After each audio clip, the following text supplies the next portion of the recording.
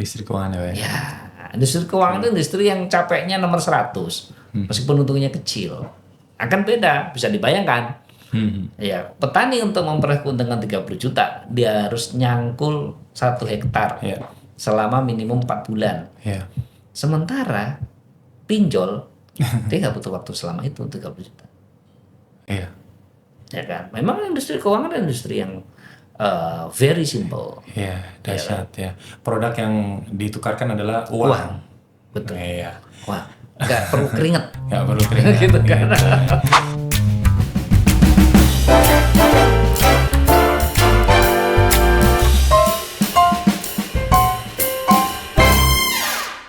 Iya, karena saya sendiri bertemu dengan banyak orang atau lembaga punya unit usaha macam-macam kan. Bikin sekolah, bikin koperasi, bikin produk macam-macam, bangun perumahan, macam-macam lah luar kota dan lain. Memang mengatakan yang paling tumbuhnya paling pesat itu di antara produk-produknya itu adalah ya bisnis pemodalan itu. Bagi hasil orang punya usaha apa, butuh modal, suplai modal, terus sharing berapa persen. Bagi hasil itu ternyata paling. Ya, tapi itu lebih baik ketika kita masuk ke area yang dikatakan dengan ekosistem halal. Yes, ekosistem Kenapa halal. demikian? Karena lembaga keuangan ketika dia masuk dalam ekosistem halal, maka environment yang dibangun adalah environment real, bukan hanya jasa keuangan tok. Kalau jasa keuangan maka akan mencari selisih bunga. Ya. Nah ini penting nih, Sobat BBM, ini bedanya nih, dengerin podcast kita, talkshow kita dengan yang lain-lain lah. Selalu mengingatkan tentang halal dan syariah. Nah, silakan dibaca, gimana tuh? Iya, jadi kalau kita bicara industri keuangan ya, secara umum itu ada istilah namanya money lender, pelepas uang. Pelepas uang. Jadi pada prinsipnya kalau saya punya uang lebih, kemudian saya pinjamkan ke orang, saya akan dapat tambahan dari pinjaman saya tadi. Kemudian itu menjadi sebuah industri. Tapi saya nggak terpapar risiko atas usaha, hanya terpapar risiko atas uang yang saya pinjamkan. Nah, kalau itu yang terjadi, maka hak atas keuntungan dari uang itu sangat terbatas. Iya, sangat terbatas. Kalau kegedean, maka risiko atas pinjam itu makin gede. Ya kan, macet maksudnya risiko itu nggak kebayar. Jadi hanya menumpuk-numpuk ini aja, menumpuk-numpuk tagihan dengan tambahnya bunga berbunga dan sebagainya. Tapi secara real tidak ada sesuatu yang dia akan peroleh sebenarnya. Tapi kalau kita bicara tentang ekosistem halal, ya toh, bank itu bukan minjem duit, ya, tapi butuh apa? Butuh modal kerja. Modal kerjanya apa? Selalu ditanya. Kalau developer butuhnya apa? Ya butuh tanah, butuh material dan sebagainya. Nah, dalam proses bisnis dan model bisnis perumahan misalnya, di situ ada keuntungan yang kemudian bisa disirkahkan oleh bank syariah. Sehingga keuntungan yang diperoleh itu bukan hanya keuntungan di atas uang ansih, tapi keuntungan atas bisnis. Mengapa? Karena bank juga berisiko atas bisnisnya, bukan hanya uangnya. Nah, ketika itu risiko meningkat, maka wajar kalau kemudian kita memperoleh pendapatan lebih besar. Sah itu. Boleh. Karena ikut menerima risikonya juga. Ada risikonya dan ada pekerjaannya yang dia harus jalani bank itu. Nah, apakah itu akan keluar dari hitop bank? Untuk bank syariah tidak. Justru bank syariah dituntut ke sana. Jadi dia bukan bank itu di dalam mekanisme bank syariah, dia itu bukan debitur, kreditur dan debitur, bukan. Berarti investor, sohibul mal dan mudhorib. Itu yang menarik. Diperlakukan sebagai sohibul mal dan mudhorib. Menariknya gimana Pak? Coba Pak gampangnya. Sohibul mal sebagai pemilik harta, pemilik modal, maka tergantung dia mau bertransaksi apa atas kegiatan dilakukan oleh mudhorib, pengelola. Saya contohkan tadi misalnya developer. Developer itu kan bangun rumah untuk dijual ke masyarakat. Ya kan? Bagaimana untuk kemudian membangun rumah? Dia butuh tanah. Ya kan? Kemudian juga butuh tadi material untuk dibangun, kemudian dijual.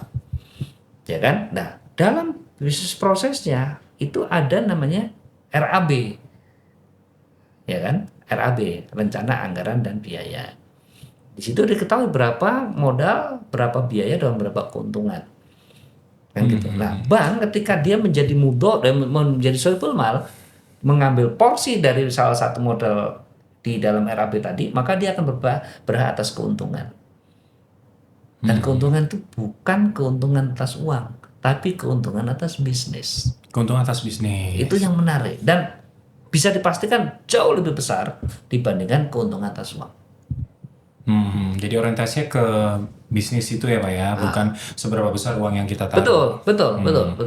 Bisa saja terjadi uang yang kita berikan sebagai modal itu mungkin lebih kecil, tapi karena artinya lebih besar plus kontribusi bank tidak hanya uang, maka bisa aja hasilnya lebih besar.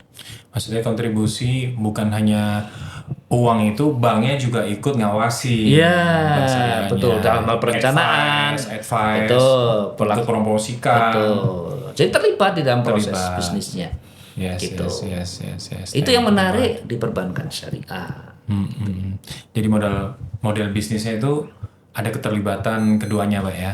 Betul. Gitu kan. Terus merasa dilibatkan. Jadi yang maksudnya menarik itu Pak ya. Iya, memang kalau saya lebih condong istilah saya bersirkah itu mesti terlibat, syarik itu harus terlibat. Jadi bank sebagai syarik, sebagai sohibul mal itu harus terlibat dalam bisnis itu. Tapi yang mana yang perlu diambil oleh bank itu yang menjadi kompetensinya. Misal mengatur cash flow, ya kan? Itu yang paling penting, mengatur keuangan. Bagi tugas lah dengan superior. Nah, Pak Cahyo selaku Ketua Umum DPP Kompartemen BPR Syariah Asbisindo, berarti kan Pak Cahyo nggak ikut ngawasin tuh ya BPR Syariah seluruh Indonesia ya. Kita pengen tahu nih Pak, dengan tantangan ekonomi saat ini Pak, yang tadi kita sampaikan Pak Cahyo sempat menyinggung tentang harga beras naik gitu kan, terus termasuk BBM juga yang di level Pertamax ya sempat naik lagi gitu ya. Ada nggak sih Pak yang teriak Pak, salah satu BPR Syariah di Indonesia? Maksudnya teriak gimana tuh? Teriak itu dalam artian hampir kolaps gitu Pak dengan ekonomi saat ini loh Pak. Kalau saya kan lebih enak kalau mengambil data gitu ya. Data yang kami peroleh dari LPS itu memang kebangkrutan gitu bahasa kasarnya gitu. Sebuah usaha perbankan itu bisa disimpulkan bukan karena bisnis lebih banyak, tapi karena mismanagement, ya, termasuk BPRS, gitu. Karena persaingan usaha itu biasa, dan bahkan kita ini bukan yang awal, kita ini kan follower, bukan inventor atas industri jasa keuangan atau perbankan, gitu. Jadi insya Allah sih tidak ada sebenarnya, asal manajemen baik, hati-hati. Nah satu lagi kalau di syariah mesti kreatif. Kenapa demikian? Karena terbuka peluang yang sangat luas di industri keuangan syariah itu untuk berinovasi, karena masih banyak akad-akad yang belum dieksplor, masih banyak segmen-segmen yang belum digarap. Berbeda dengan konvensional produknya sudah mature. Ya kan, kalau penyaluran dana ya kredit, mau kredit apapun tetap kredit dengan cara yang sama. Tapi kalau di syariah tergantung dari transaksinya, tergantung dari akadnya. Ya kan, ada akad murabahah, syarokah, mudharabah, ijarah dan sebagainya, banyak sekali. Dan itu menjadi khasanah buat perbankan syariah. Hanya saja memang kita akui masih belum banyak yang kemudian mengoptimalkan akad. Gitu Mas. Berarti tantangan BPRS ke depannya itu apa Pak yang akan dihadapi Pak? Iya, tadi sudah saya sebutkan dua ya. Jadi selain perubahan ekosistem global, kemudian persaingan, juga ada beberapa isu utama lah yang masih dihadapi oleh industri BPR syariah. Di antaranya ada isu permodalan, ya kan? Karena memang kalau kita bicara industri jasa keuangan, memang modal itu menjadi utama. Maka demikian, karena peningkatan aset itu harus didukung oleh kekuatan permodalan. Sementara permodalan BPR syariah saat ini memang tidak sekuat bank umum. Meskipun dari sisi persyaratan pendirian sudah kita perkuat, tapi yang existing kan masih belum. Satu itu. Kemudian kedua, isu mengenai sumber daya insani atau sumber daya manusia. Itu yang masih relatively sampai saat ini kompetensi SDI di BPR Syariah itu belum optimal lah. Meskipun kita sudah mencoba melakukan upaya-upaya peningkatan kompetensi misalnya dengan pelatihan, dengan sertifikasi dan sebagainya. Kemudian yang ketiga, isu yang utama ya itu adalah model bisnis. Ya, model bisnis yang cenderung masih menggunakan atau mencontoh industri ya sebelah lah gitu. Bahkan kadang guyonannya hanya mengganti istilah. Padahal sebenarnya model bisnis BPR Syariah itu bisa beda. Jauh banget beda ya. Beda. Cuman mungkin kesempatannya atau mungkin juga ya saya agak malas lah untuk mencari model bisnis yang seharusnya bisa kita gunakan di BPR Syariah. Gitu. Oke. Terus yang terakhir teknologi ya. Jadi buat teman-teman semuanya, intinya yang disampaikan Pak Cahyo itu BPR Syariah itu jelas berbeda, banyak keunikannya, banyak hal yang menarik tentunya ya. Jadi bukan hanya tentang mengganti istilah. Oh tidak. Itu beda banget. Iya. Kalau dagang bener gitu. Dagang bener. Ikut berkeringat ya Pak. Berkeringat. Nah gitu ya. Jadi bukan hanya tentang pengubahan istilah ya. Bukan ya Pak ya. Gitu kan ya. Tapi juga ikut terlibat di dalamnya ya. Jadi pemodalan ini juga disertai dengan ikut berkeringat bersama ya Pak ya. Betul. Jadi disitulah syariahnya. Salah satunya begitu. Salah satunya. Sehingga kita bisa memperoleh keuntungan dari bisnis, bukan dari uang.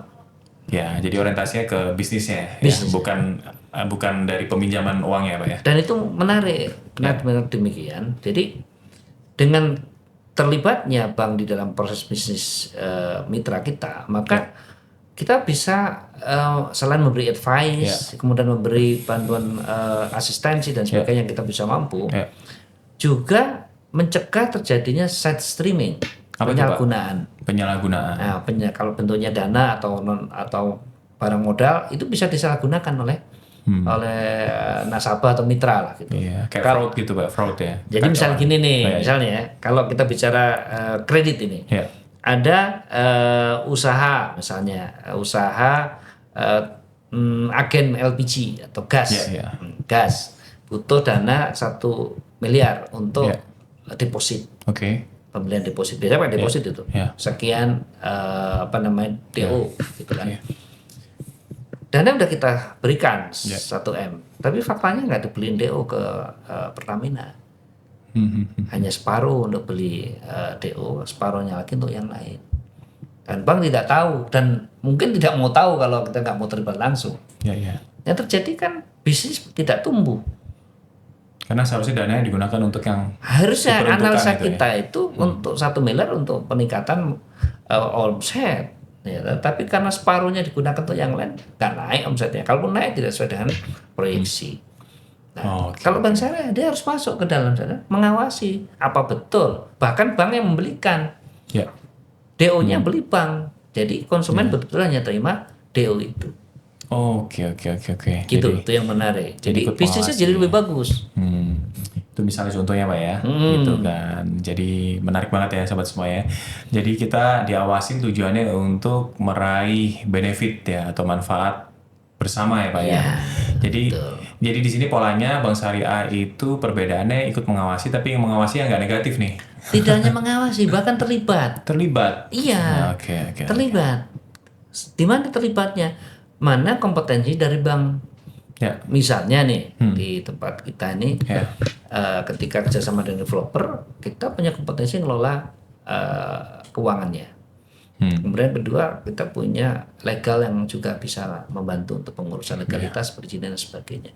Demikian juga dengan misalnya pengawas atas pembangunan unit. Nah itu kita bisa sirkakan ke mereka. Jadi mereka nggak perlu punya keuangan khusus, nggak punya pengawas khusus. Gitu. Iya, oke, menarik banget nih Pak. Kita nggak berasa nih, mungkin udah berapa jam nih kita bicara. Saking asiknya obrolan nih sampaikan Pak Cahyo, kita nggak berasa gitu kan. Semuanya penting ya, dan juga lini-lini yang penting dalam kehidupan kita tentang ekonomi ya, dari skala umum sampai khusus tadi tentang BPR Syariah saya juga banyak tahu. Iya. Terima kasih Pak Cahyo bisa mewakili kita semuanya ya Siap. tentang menganalisis ya apa yang terjadi nih tentang fenomena-fenomena yang berhubungan dengan ekonomi. Kita sudah mendapatkan jawabannya. Dan terakhir nih Pak, Siap. terakhir nih kita pengen tahu nih Pak, bagaimana Pak cara kita bertahan hidup di era yang saat ini serba cepat, serba berubah, disruptionnya gila-gilaan Pak, dari karir itu kan, dari harga, dari tuntutan, dari tekanan-tekanan ekonomi, dari godaan-godaan simbol-simbol ekonomi Pak. Pakai jam harga 150.000 bisa gitu Iya, kan, tapi yang muncul di timeline kita di medsos 2 juta, 10 juta, 15 juta. Pakai baju yang murah bisa, tapi yang muncul di medsos karena diiklankan baju-baju yang mahal. Pakai tas yang murah bisa, pakai sepatu yang murah bisa, tapi yang muncul yang keren-keren yang mahal-mahal. Iya. Itu termasuk tekanan-tekanan ekonomi. Betul. Banyak orang yang kita lihat ya, yang fenomena-fenomena muncul sampai membunuh, sampai bunuh diri apa segala, ujungnya apa sih? Karena tidak tahan dengan tekanan-tekanan ekonomi tersebut, Betul. Pak. Bagaimana Pak cara bertahan di era saat ini, Pak? Bertahan hidup. Baik. Yang pertama, ini analogi saja ya. Ya. Bahwa makhluk hidup Ya. pertama dan yang bertahan sampai sekarang itu adalah amuba. Kalau pernah dengar di biologi, Bakteri, ya, biologi. kita pelajari itu namanya amuba. Dari zaman purba sampai Yes. sekarang dia masih hidup. Masih hidup. Kok bisa? Saya jawab nggak? Di tangan kita ini termasuk nggak ada nih kalau di Kenapa? teleskop. Karena dia mampu Beradaptasi. beradaptasi. Dengan cepat. Ya, beradaptasi. Ya. Kalau kita sekarang istilahnya agile, luas. Child, Ya, luas, agile. Ya. Nah, memang nggak bisa kita melawan perubahan, Ya. tapi kita mesti bisa kemudian beradaptasi atas perubahan itu. Yang pertama. Yang kedua itu mesti kita punya prinsip. Ya. Ya kan, perubahan ini bisa membuat kita nggak jelas mau kemana, ya toh? Mau berubah ke arah mana. Ya. Tadi dicontohkan yang negatif misalnya. Jadi kita pendapatan misalnya X gitu. Ya. Saya sebut aja lah, misalnya 6 juta. Ya. Nah, pendapatan 6 juta itu mau diapakan? Nah, dulu mungkin masih bisa untuk menabung. Ya. Karena memang pilihan untuk pleasure-nya terbatas. Ya. Tapi sekarang bisa ngopi di Starbucks, bisa jalan-jalan ke mall, bahkan sekarang lebih mudah lagi dengan belanja online. Ya. Ya. Kan gitu. Nah, maka kita harus punya prinsip dalam pengelolaan keuangan tadi misalnya. Ya. Gitu kan. Di antaranya adalah yang diajarkan oleh para pakar financial planner, Ya. membagi menjadi beberapa kebutuhan kan gitu. Yang sifatnya primer, kemudian ada saving, ya sampai bagaimana yang sifatnya darurat. Itu yang harus dilakukan kalau kita bicara pengelolaan dana sendiri. Gitu. Jadi jangan terbawa arus. Jangan dari prinsip. Kalau tidak maka ya kita nggak bisa bertahan. Artinya gaji yang kita terima tadi ya meskipun dia 6 juta bisa jadi 5 koma. Setiap tanggal 5 sudah koma itu. Kan gitu kan. Nah, itu jadi masalah gitu kan. Jadi tidak sempat nabung, kemudian tidak punya dana darurat. Hanya cukup untuk sesuatunya konsumtif. Yes, Jadi kita harus menyadari itu, dan memang semakin banyak pilihan, maka keinginan itu menjadi unlimited. Ya. Ya. Gitu. Beda kalau kita nggak punya pilihan, hanya itu saja, ya sudah, hanya itu. Tapi sekarang pilihan sangat terbuka luas. Apa saja tadi dikatakan baju, Yes. ya, terus aksesoris kita dari sepatu, celana, baju sampai parfum, itu semua diedarkan melalui sarana digital. Tinggal milih, pencet-pencet gitu kan. Ini kok murah, waktu masuk diterima, oh ini palsu ternyata. Gitu. Nah, jadi mesti bisa beradaptasi dari agile, luas. Kemudian harus punya prinsip. Harus punya prinsip. Nah, prinsip itu juga membawa kita pada sebenarnya the last destination kita tuh apa sih? Saya tarik napas ya. Kan gitu. Semua kalau ngomongin the last final destination langsung. Ya karena ada batasnya juga kan gitu. Iya. Karena itu harus direncanakan juga. Jadi pengen curhat nih. Saya akhir-akhir ini nyambung nih apa yang disampaikan Pak Cahyo, mungkin sedikit lagi ya teman-teman semuanya, bahwa saya kan punya anak gitu ya. Sekarang anak saya 3 gitu ya. Kadang mikir ya, kemarin ada teman usia 46, karirnya bagus, dapat tunjangan fasilitas yang di karirnya lagi bagus-bagusnya. Ternyata qadarullah wafat ya. Wafat kena penyakit nggak lama kemudian, cuman berapa bulan wafat. Allah alam bisawab ya. Jadi kadang-kadang mikir juga ya, gitu kan. Kita nggak ada yang tahu usia. Sementara anak-anak ini harus tumbuh dewasa, harus besar. Sementara wah tabungan buat mereka belum banyak, aset yang akan ditinggalkan juga belum banyak. Jadi kadang mikirnya final destination itu dimulai dari lingkungan sendiri juga Pak, gitu kan. Iya, betul. Apa yang ditinggalkan buat anak nih. Mungkin anak gak nuntut, tapi kan kita udah tahu kerasnya itu seperti ada apa. tanggung jawab. Nah, tentang the last final destination, apa yang dimaksud oleh Pak Cahyo, Pak? Ya, jadi kan kita itu sebenarnya ada journey lah dalam kehidupan itu, ada journey. Perjalanan yang kita ya Oke. mau tidak mau harus kita lalui. Alhamdulillah kalau kita bisa berusia panjang dan bisa memberi banyak manfaat kepada masyarakat. Ya. Nah, makanya tadi kalau financial planner saya rasa sudah banyak diajarkan oleh teman-teman lagi ya. Tapi yang di dalam perencanaan itu mesti juga kita mampu untuk menyisihkan untuk yang tadi ya, hal-hal sifatnya memang insidental, darurat dan sebagainya. Termasuk kalau sekarang ada istilahnya itu menyiapkan payung. Nah, misalnya dengan membeli asuransi. Membeli asuransi. Ya. Jadi nggak ada salahnya selain nabung dalam bentuk aset juga membeli asuransi untuk kemudian kan beda nih. Kalau kita simpan dalam bentuk aset maka dia tidak dalam capacity sebagai perlindungan, tapi dia memang untuk investasi. Tapi kalau asuransi kan beda, bahwa ketika ada risiko dia akan muncul manfaat yang jauh lebih besar.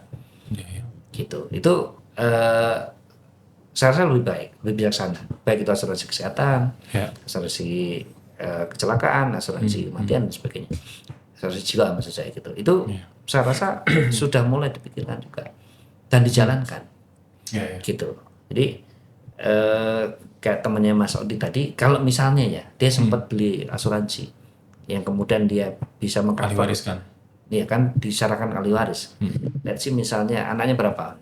3, masing-masing butuh dana sampai gede misalnya 2 miliar, ya berarti kan 6 miliar. Nah, maka dia harus beli asuransi yang covernya minimum 6 miliar. Gitu. Sehingga kalau dia tidak ada dibayar oleh asuransi itu cukup untuk kemudian sekolah atau kehidupan anaknya. Atau aset yang lain, saham. Nah, kemudian ya deposito, emas dan sebagainya. Itu saya rasa menjadi sebuah pilihan investasi. Maka tadi kalau kita memperoleh pendapatan jangan dihabiskan, harus ada disisihkan ke sana. Dana darurat Pak ya, termasuk asuransi juga. Investasi dan dana darurat itu sebagai bentuk tanggung jawab kepada lingkungan kita, termasuk keluarga kita. Ya kan, apalagi kita sebagai kepala keluarga itu pasti ada tanggung jawab yang lebih besar, gitu. Kira-kira begitu. Ya. Oke. Ini luar biasa banget ya teman-teman semua ya. Agile ya, harus luas ya, dan juga ada reminder nih, karena beliau ini adalah ketua asosiasi bank atau BPR Syariah Asbisindo ya. Jadi yang diingatkan adalah the last final destination. Wah ini penting banget nih. Kita langsung tarik napas ya tentunya, karena memang ya semua makhluk hidup pasti akan wafat ya Pak ya. Kullu nafsin dha'iqatul maut, tapi kita masih punya pertanggungjawaban, yaitu meninggalkan keluarga atau anak-anak kita. Ya Pak Cahyo, terima kasih banyak atas waktunya. Insya Allah kita akan ngobrol-ngobrol lagi di episode selanjutnya. Teman-teman semuanya, insya Allah ya bermanfaat ya apa yang disampaikan oleh Pak Cahyo, gitu kan. Saya langsung anggapnya guru. Luar biasa banget nih, nggak berasa ya, lama banget yang dibahas, tapi kita berasa cepat sekali. Nggak berasa ternyata waktu juga yang sudah ada di penghujung kita. Sekali lagi terima kasih banyak Pak Cahyo. Ya, Mudah-mudahan Mas sehat Odi. selalu. Amin, Mudah-mudahan amin. terus meliterasi kita dengan hal-hal yang baik. Amin. Terutama ada benang merah yang disampaikan Pak Cahyo. Ujung-ujungnya harus syariah. Ujung-ujungnya harus halal. Ujung-ujungnya kembali ke agama. Ya. Terima kasih banyak sobat semuanya. Sampai jumpa di program atau episode selanjutnya di program BBM. Tatap ke depan, yang lalu biarlah berlalu. Kita tatap masa depan dengan baik. Terima kasih. Saya undur diri selaku host Hodi Diasa di Dalam.